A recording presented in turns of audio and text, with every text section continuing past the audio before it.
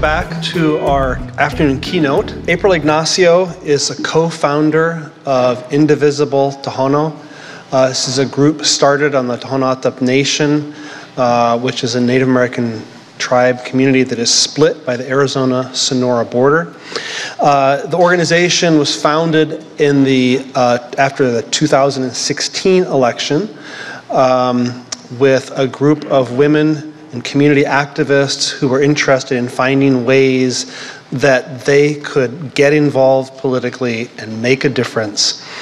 I will say that on a personal level, at that time, I was on sabbatical for 2016-2017, and April identified me as somebody who was an expert in one of those early topics that they had a very strong interest in, which was border wall construction, the possible division of the Tohono O'odham, even more so than it had already been done.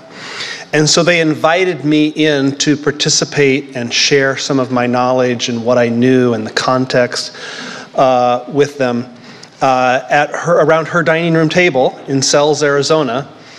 And I thought I was going in for a brief evening of sharing, and the next thing I know is like, you're in, you can't get out, you are now a member of Indivisible Tohono. So I am a token member. No, am I a token member? Good enough. Of the group, and have been for 8 years.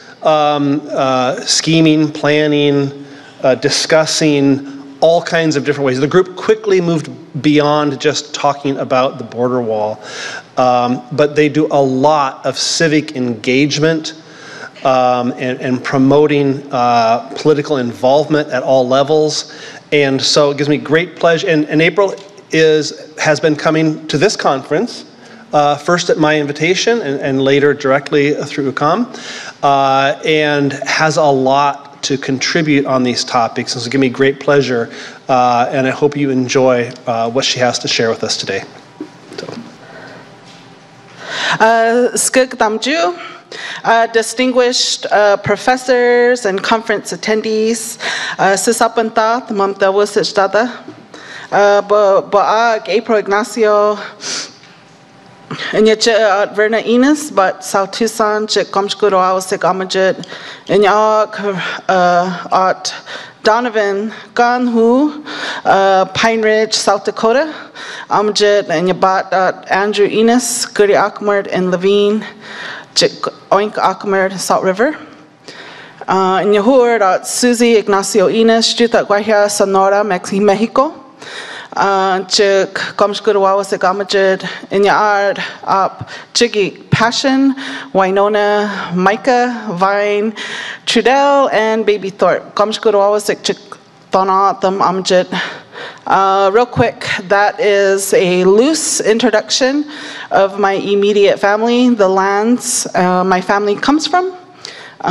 They call me April. I'm a citizen of the Tohono O'odham Nation. Thank you for providing me this opportunity to serve as your afternoon keynote speaker. I hope to keep you awake and I don't see you dozing off. This is my third time attending this conference, and I always look forward to traveling to Montreal to learn from you, the border wall experts from around the world. It's hard for me to begin speaking about border walls, who should have them, whose responsibility it is to police them, what they mean and who they impact, and maybe because that's where I live, where I raise my children and where my family and my people have always lived. It's complicated, I think we can all agree, and I don't have all the answers. But I am an artist, a community curator, and I'm also a community organizer. In a bit, I'm going to show you 2 videos that I created with my friend Jen, from writing the script to working with artists and my community, asking specifically for them to talk about the United States federal policies and the impact of taking of children through the federal boarding school policy. It was not easy.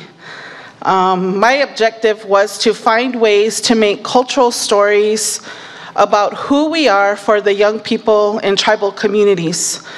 find a hook to make it interesting and scary, but relevant, so that we can relate or find ways to be open about what history has been written about us, but also leave some room for history to grow based on cultural and human experiences. Art is subjective, and so some of you may not like my work. I'm okay with that.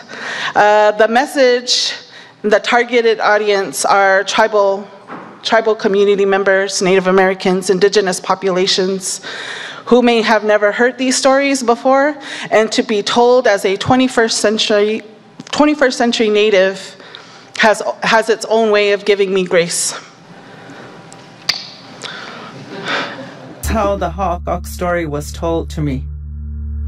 Long ago, there was a little girl who was born different. She grew faster than the other kids and began to be teased and ostracized. The grandmother and the mother knew the people wouldn't accept her. The family decided to send her away to protect her from the community teasing and hazing her. The mother told her, "Go beyond where the water moves. There you will find your father." The girl walked away from her village, walking farther and farther away from home. She didn't know that she was following a mirage on the horizon. The water would always disappear before she got there, never allowing her to rest or to find her father. Feeling hungry and alone, she began to wail, but the cries she let out didn't sound like us. The people of Jutagwaya could hear a gruttle screech coming from the desert day and night. It continuously echoed through the village until one day they decided to find it. They came upon a creature with long, dark, and matted hair. The creature looked dangerous with its sharp claws at the end of long limbs. The people were scared the creature would reach out and attack them, so they approached slowly, unsure of what they were looking at. But then the creature turned around and the people could see it was a human. They could see her torn and tattered dress. The community didn't know how to comfort her or welcome her because they were afraid. She tried hard to fit in, but she was so much larger than them and she looked different from them. She loved to kuihina, eager to dance, and she wanted to be part of the community. But the children and adults in the village began to torment her. They would tease her, call her names like Hawk Ox, and throw rocks at her. Eventually, they chased her into the desert, away from their homes. She found a cave to live in, but was alone and hungry again. She would wander along the outskirts of that community, begging for food and comfort. One night, she found some children that weren't being cared for by their parents. The children were alone and hungry too. Hawk Ox stole the children, wanting to help take care of them, but she didn't know how to be a parent. She didn't know how to care for them the way the Tohono children needed. Hawk never knew love from her own mother and didn't know how to love these children. Hawk Ox couldn't take their crying any longer. She was starving too. One day she was so hungry she decided to eat them, and she liked the taste. At night, she would go into the village and take the smallest children because they were the easiest prey.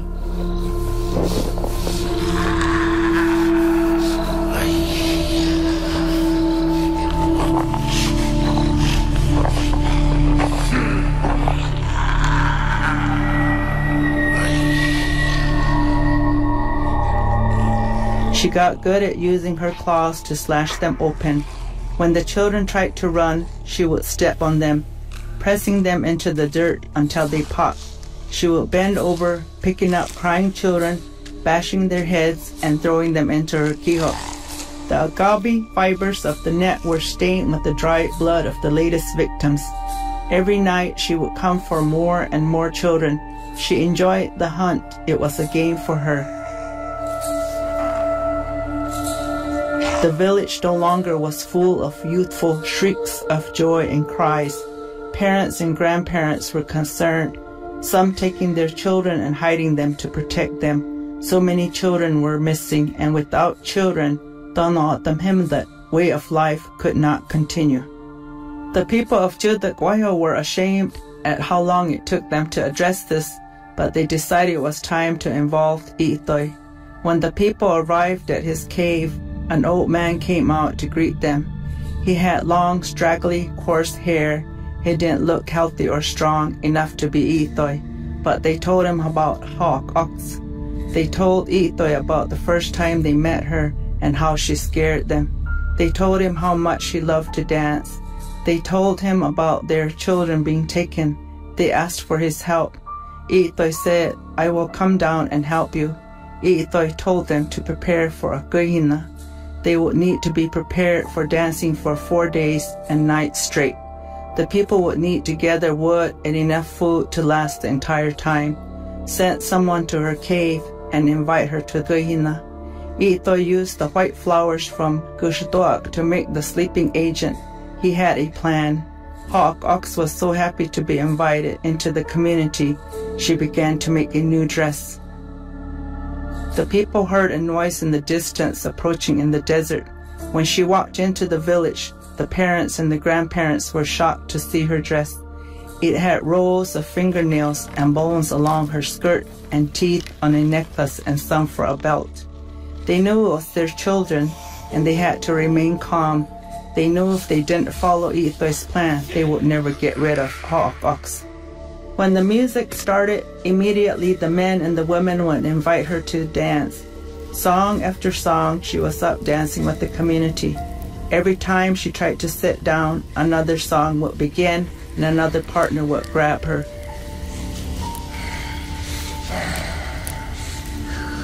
Soon, a young Itoy walked in and offered Hawk Ox some of his tobacco.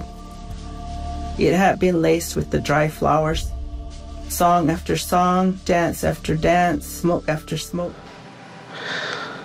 There is a community response to the film, the partial film that you got to see. However, my family begins in Geopolitical, the village that is just portrayed in the video. Geopolitical and Mamsk, these are two villages in present-day Sonora, Mexico. But in order for you to understand how my family was impacted by the boarding school system in the United States, we have to go back to those villages where it was told. Aniwak, which is understood in English as my maternal great-grandfather, was orphaned at a very young age and was raised as a ranch hand in the village of Mamsk. Our family origin stories have been told over generations. About the late 1800s, the United States, we called them the Boots, would come in on wagons as far south as Mamsk and round up Autumn children. So the concept of rounding up children is nothing new for the United States, and children from other countries, no less, were included in the jurisdiction of US federal policies. The Indians were the first to be experimented on.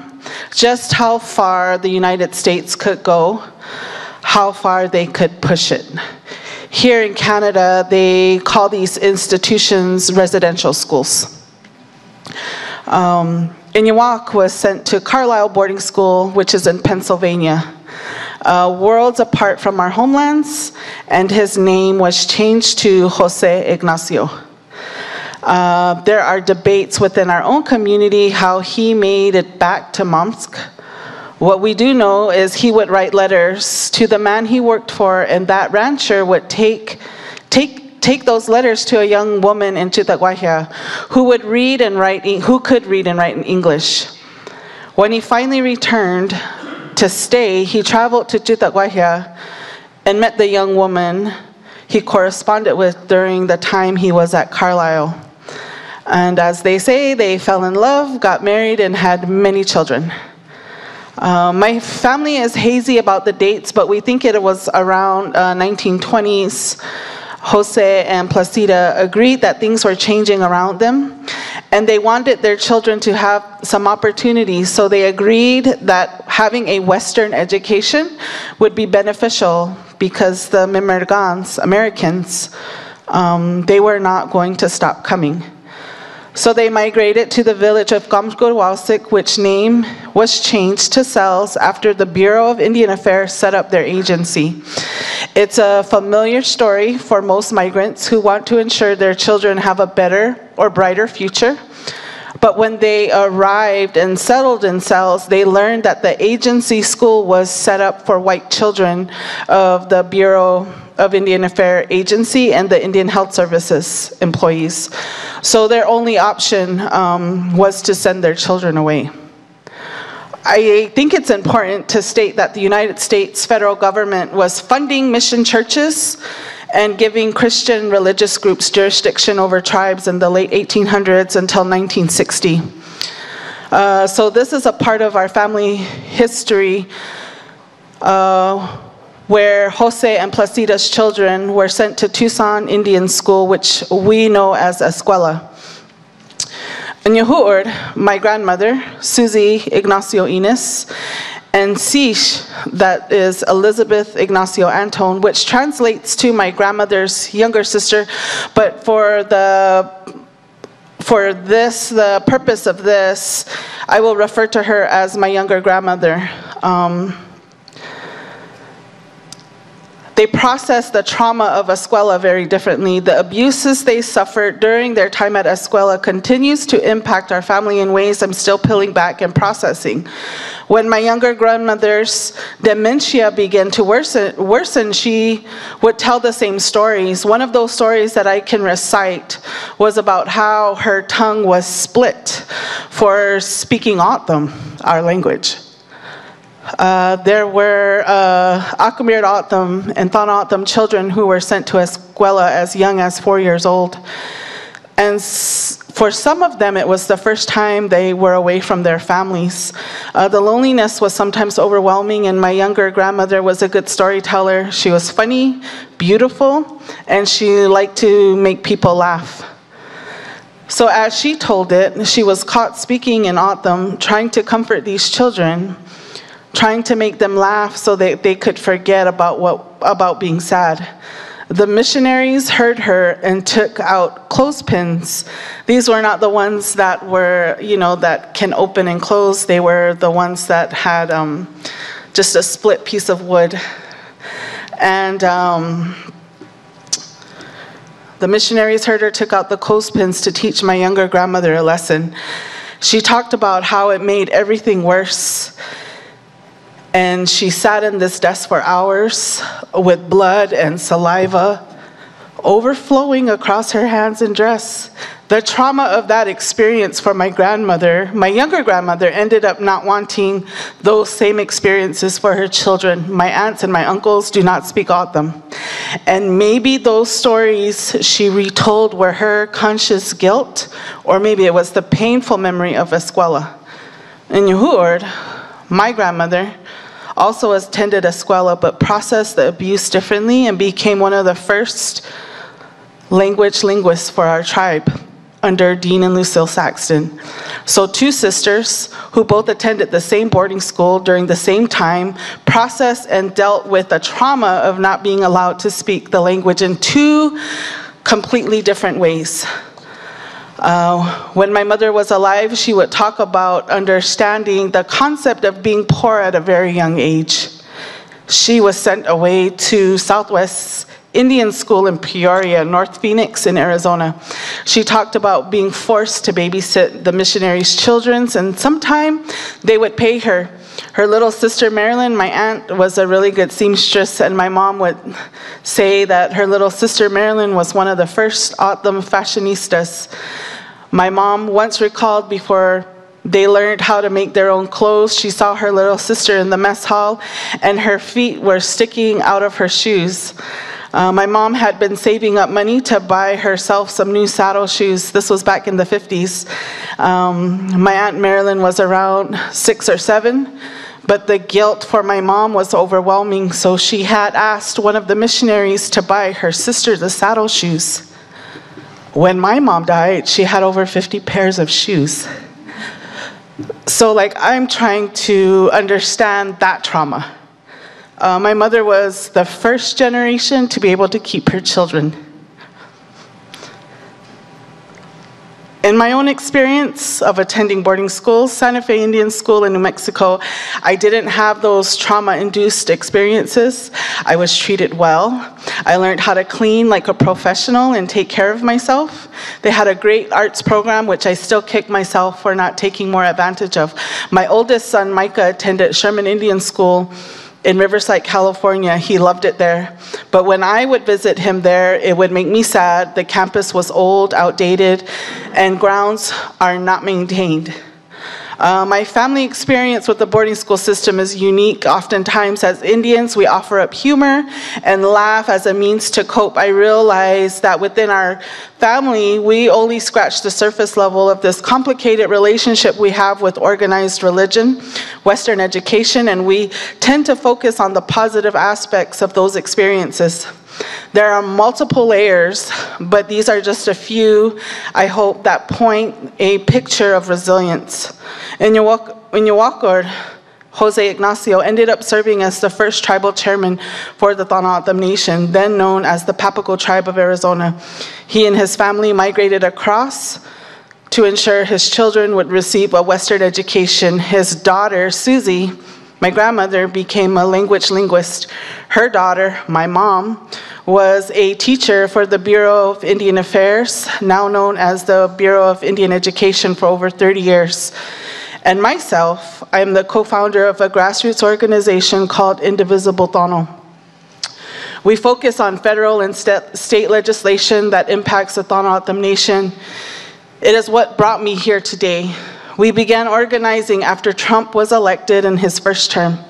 There was an alarming fear of militarization, temporary fixation of wall towers that are now permanent. But mostly, it has grown into organizing about love and our community.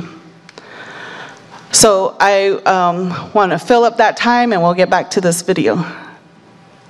About what happens to a community when the youth, our future, are removed.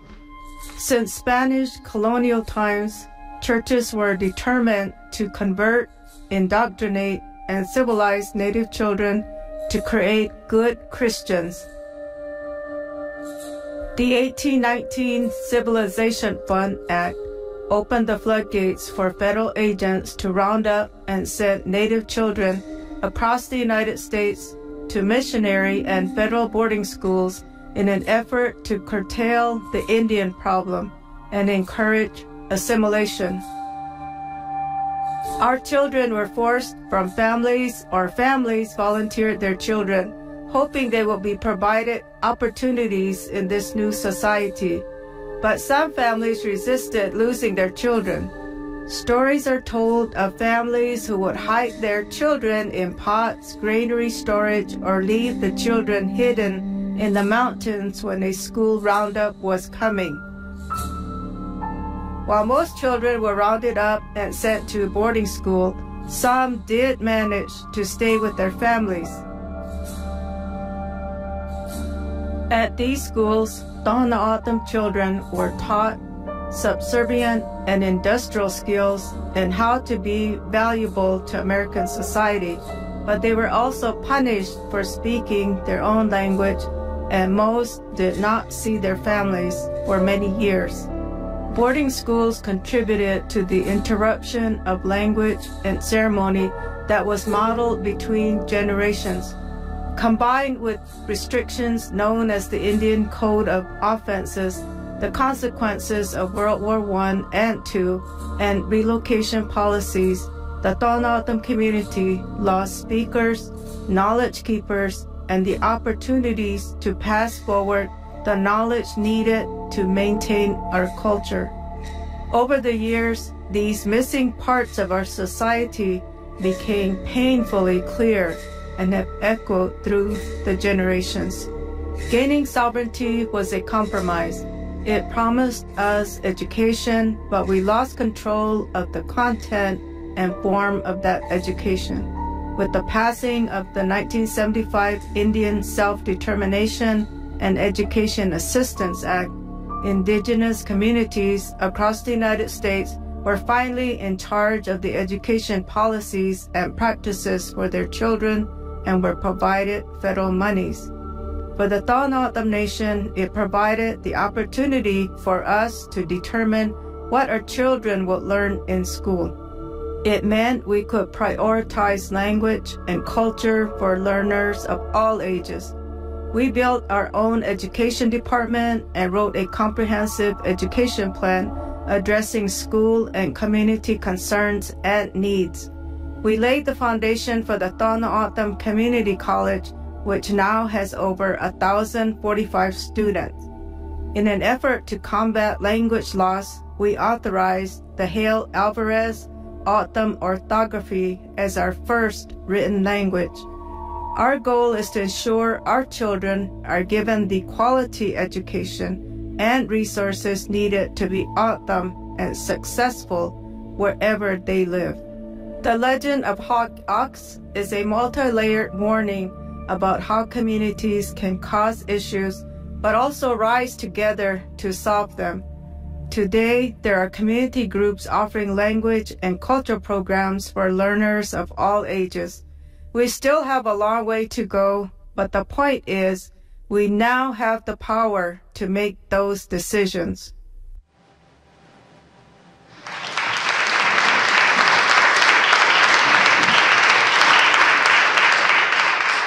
The concept of including art and how we hook young people to care and make it relevant and also create our own superheroes.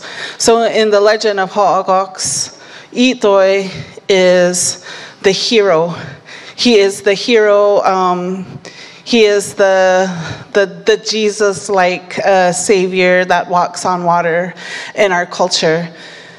How do we tell those stories and make them relevant now is to define him as a hero and teach them that he was the hero. So that was the hook. That was the hook for creating these films and making it marketable for a younger generation that has the access at their fingertips to social media and YouTube. And we recognize that the arts are very different now in terms of what hooks young people into paying attention and having that 30-second attention span, right?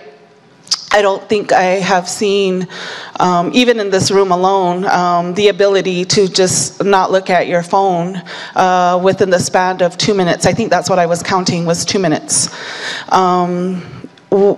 We have been conditioned, right? So that was simply the objective and the goal, was to retell a story that is well known in our community, make it graphic, because that is the punchline. That's how we're getting this hook, and then also make it relevant. So connect the dots for young people to engage in a way. And so the way that we connect the dots today is the United States, in all its glory, has decided to collect children and put them in mass cages. And so how do we connect the dots for younger people to make that connection? We've already been given this warning. Our stories, our traditional stories tell us that if we are not resisting, if we are not speaking, if we are not fighting, the first thing to go is your children. That's the most brilliant thing that the United States government did, was in terms of exterminating the Indian populations in the United States and in Canada, is they went after the children.